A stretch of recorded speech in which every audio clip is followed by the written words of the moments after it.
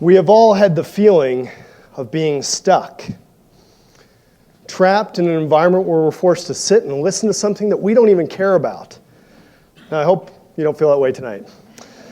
But I want to take you back to that place, whether that was in 6th grade or Sunday school, whether that was in math class or a training required by your employer. How did you feel? And why did you stay? Was it because of social pressure or fear of consequences? Or maybe it was something that you needed to do in order to get something you really wanted. Well, in any case, I doubt your learning was either memorable or meaningful. And unfortunately, so many of our students feel the same way about school. And it's not their fault, and it's certainly not the fault of their teachers. It's due to the outdated values of our education system. You see, as a former math teacher, I'd have students every day that would come up to me and say, "When am I ever going to use this?" And despite my best efforts to contrive some occupation that made use of the mathematics we were learning that day, it typically felt unsatisfactory to a student striving to make meaning in the current model of school.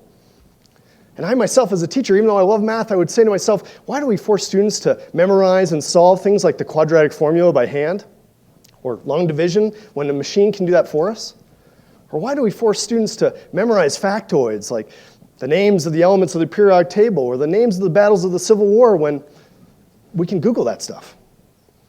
It's not for the reason my teacher told me.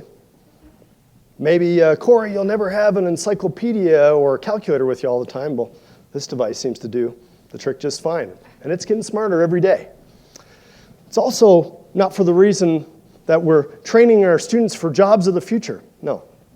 See, David Otter, economist at MIT, studied job growth and decline over the past 50 years and recognized that jobs with routine skills, those could be automated by computers and machines, those have been on the decline for some time, from blue-collar work on the assembly line to white-collar bookkeeping. And yet jobs have been boosted in demand in non-routine fields, things that require human innovation and inspiration and interpersonal skills to complement the work of machines. And so, despite this, and this trend accelerating in the age of automation, despite all that, we force our students to be taught and assessed heavily on things that a computer can do for them. It doesn't make sense. And what this does is limits educators, forcing them to cram knowledge into students' heads, force-feeding them, and having them throw it back up on the test. Well, to quote Richard Williams, educational activist, that's not education, that's bulimia. And this cycle of regurgitation, it forces our students to feel both emotionally and mentally malnourished. And they shake their heads, and either recognizing they must jump the hoops of school and play the game of school, or drop out of a system not meant for their time or to meet their needs. You see, it brings to mind this idea that we've got 21st century learners being taught using 20th century teaching, using 19th century curriculum and assessment practices. It brings up this question posed by Tom Herrick, who's a Canadian educational author. He says, are we designing schools based on students' futures, or are we designing schools based on the nostalgia of parents' past? What changes must we make to curriculum, assessment, and the role of the teacher? Well, curriculum typically adopted by schools focuses on low-level procedures, memorizing content, and routine calculations. But folks, there's an app for all that, okay? So what then should we focus on? So as the Innovative Teaching and Learning Coordinator at our school district, I asked our community this question: what are the essential skills students need to be successful in their future? And from business and community leaders to post-secondary and K-12 educators and parents and students, their top 8 answers were ratified by our board as our essential 8 skills. Those that should be taught and assessed throughout K-12 education and reported to parents. Now, these skills are more transferable, yes, and they allow students to infuse their passions, yes. But they also allow teachers to use their content as the subject of critical thinking, collaboration, and creativity, and allow students to transcend the subject matter and the simple curriculum. You see, it'll unfortunately focuses so many schools on the myopic paradigm of one made famous by David Hood, which is we've got one teacher teaching one subject to one class of one age, using one curriculum at one pace, in one classroom for 1 hour. Now this one-size-fits-all approach, it does certainly not meet every need of our students. In fact, it ensures a variable learning outcome. Some learning at 60% and others at 70%, others at 90%, and either way, they're forced to move on, whether or not their foundation is strong or weak. How ridiculous is that?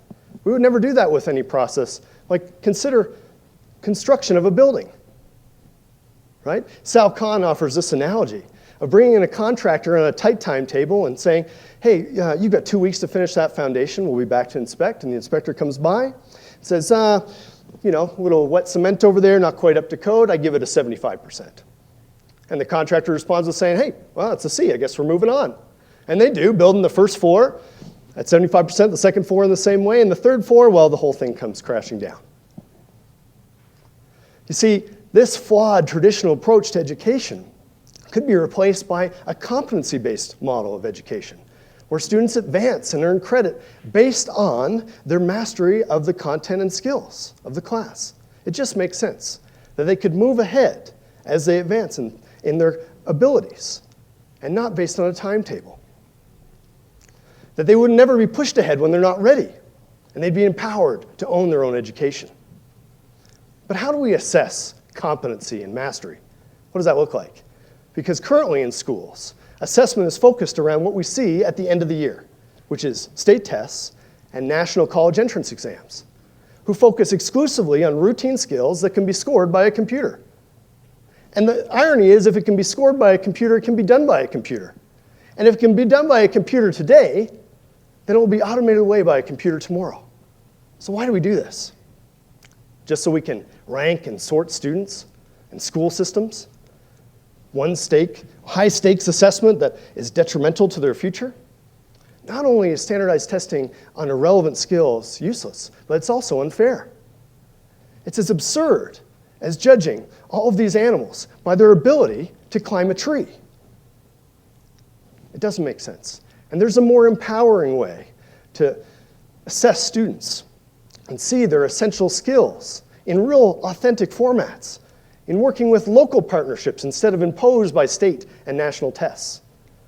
This looks like students taking on projects to solve local issues and being assessed and evaluated on how they integrate their content into that issue, how they use the collaborative process, communicate their ideas effectively, and create and design new solutions. See, in an economy that begs for these skills, and we live in the most innovative place on the face of the planet, why not teach to our strengths instead of chasing places like Singapore or Hong Kong or whoever else on standardized test scores, on routine skills that will ultimately be done by computers? Ted Dintersmith, educational activist, said this: let's change the focus of education from accountability on data measures to make the center of education more about creativity and collaboration, communication, and solving real-world problems. See, this approach is not only more empowering for students, but it's a more effective role for the teacher, who's currently regulated and relegated to the opportunity to just simply deliver content and ensure students' behavioral conformity so they receive that content. And if those are our values, good content delivery and a quiet classroom, it's no wonder that we see absurd ideas proposed like this, where students are learning from technology only. And when we look at our current values about curriculum assessment and the role of instruction, then we wonder, maybe technology does this better. I don't agree. But in theory, you have a great instructor who can be sent to the masses of many more students, able to pause, play, and repeat that instruction at their own will and move ahead at their own pace and not worry about behavioral distractors of the rest of the class, and possibly do better on standardized test scores if you still give 2 cents about that. But if that's what we want in education, I think we have to take a hard look at ourselves. It brings to mind this quote from General Shinseki, who says this: if you don't like change, you'll like irrelevance even less. If all we are as educators is content delivery mechanisms and assessing memory, then we will be replaced by machines.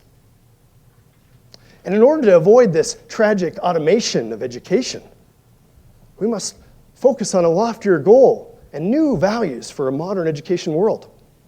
Things like looking at those essential skills as our focus and not the things that we can Google. Looking at authentic project-based assessments instead of bubble sheets. And looking at the students and their interests, their passions, their future, instead of our interests and our curriculum. You see, this all began in the industrial age, where the education model was set up well to educate the masses for a largely routine workforce, which it did to perfection. But then as we've entered the information age these past 30 or 40 years, we still, unfortunately, teach as if information were scarce. And we assess in the same way, assessing only memory and not students' resourcefulness to find information and use it to their benefit. I mean, talk about not using resourcefulness. Have you ever been to a test center? Man, that place is more locked down than an airport. It's ridiculous. I mean, really. And so in the age of innovation, the teacher's role should be more about mentorship and relationships than delivering content and assessing memory. Understanding the students' passions, and with their expertise in content and the way to apply it, they integrate those things, teaching students essential skills for their future. Because teachers are key to this empowering future of education. They are. I think back to where I grew up. My 7th grade math teacher told me every day that I was smart and I had limitless potential. It was nice growing up in rural Nova Scotia, Canada, where my mother was my 7th grade math teacher. Yes, thank you, Mom. But in reality, parents are educators, whether formally or not. And parents and teachers have the power to empower us or to strike us down. And I don't think they ever intend to strike us down, but sometimes that happens, right? Like I think about my art teacher in school who wrote, "lacks creativity" on my report home. Yeah. Well, unfortunately, I didn't disagree that I wasn't the most creative in the class, but I would have liked to have been taught how to integrate unique elements of design into my work instead of being labeled as lacks creativity. Because I made that box, that identity for myself, that I was good with numbers and analytical, but not creative. And I still hold that today as an identity for myself, despite evidence to the contrary that I can indeed be really creative. I've luckily had the opportunity to work on a creative idea recently with local education partners and local industry partners that integrates much of what we've talked about tonight in a unique model for schooling. I'm excited about it. It integrates these ideas of a personalized pathway and pace for each student. The idea of bringing in and inviting industry instead of warehousing our students away from the community, inviting them in to come on their schedule, not on our bell schedule or our periods, because we've done away with those. And focusing on the student, their interests, their desires, and teachers' role as mentors and relationship builders to integrate their content into what students are passionate about, most notably in their projects. Students will take on projects 50% or more of their time, working with local industry on how they do that, and showcasing their skills in content and the essential skills. And our focus will not be on delivering information. No, it'll be about teaching those skills that will never be automated, those skills a computer will never possess, those most empowering and transferable skills, those essential skills. Those will be our focus of instruction. One of our teacher designers said to me, "This is the way good teaching was meant to be." And I agree. And one of our student designers of the school has been empowered and leaves beaming from our meetings about the leaving behind the hoop jumping of the game of school. This empowering approach to education really does lift our hearts and minds.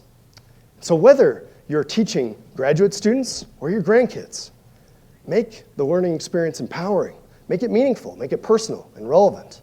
Because no teacher can any longer say that their job is simply to cover the material any longer. Not when we prepare students for this unpredictable future. It's not good enough. If all the knowledge in the world were caught up in dead trees and wise minds, then maybe a knowledge information delivery system and assessing retention of memory, that would be applicable. But we're way past that, way past it. So I think back to where I grew up in rural Nova Scotia, Canada, looking out my window at the Bay of Fundy, which boasts the highest tides in the world. And the Shubenacadie River off of that bay has a unique phenomenon called the tidal bore, where the tide comes in so quickly it makes huge waves in the river. And so you've got people, adventurous patrons, who go to a clubhouse nearby and rent gear to surf the waves in the river. Awesome. So some go out there and they make the fun happen, while others sit on the shoreline and watch. And still others poke fun at those who eat it in the water. And others are stuck in the clubhouse, and because it happens so rapidly, they miss out, and they come out saying, "What happened?" So as we ride this wave of the empowering education into the future, will we be the ones to make things happen, watch things happen, poke fun at efforts to innovate, or be surprised when change happens so rapidly that we say, "What happened?" I invite you to join me as we reform and modernize our educational values, to focus on those essential skills instead of things a robot and a machine will do for us, to focus our efforts on authentic project-based assessments instead of standardized tests, and focus on students, their needs, their interests, their future. If we ride this wave into the future alone, it could be scary. But if we want to ride confidently into the future, we need all hands on deck. Thank you.